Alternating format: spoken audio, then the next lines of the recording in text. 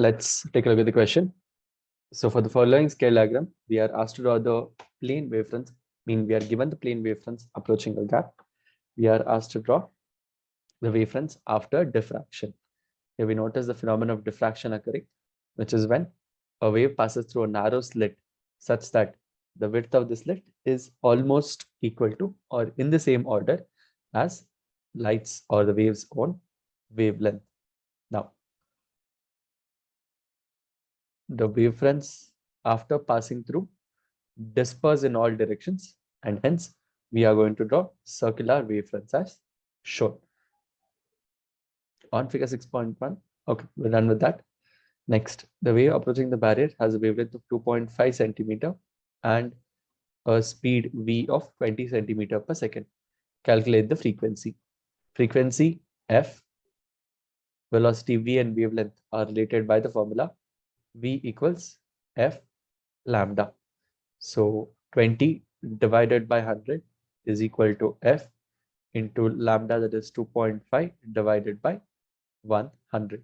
Simplifying, we get the value of frequency f as 8 hertz or 8 cycles per second. State what happens, if anything, to the frequency wave as it passes through the gap.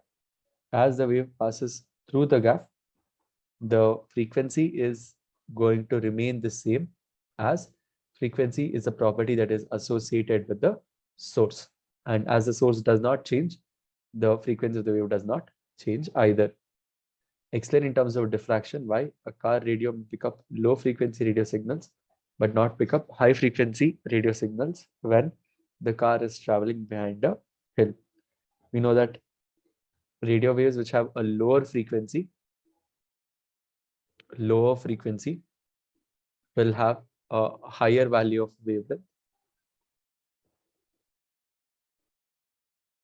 owing to the fact that radio waves are a part of the electromagnetic spectrum and they all have the constant same speed, that is the speed of light. And since low frequency radio signals have a longer or a higher wavelength, it is easier for the car to pick up a signal, that is as it travels behind a hill, because the higher wavelength radio signals undergo a better form of diffraction when compared to those with lower wavelength.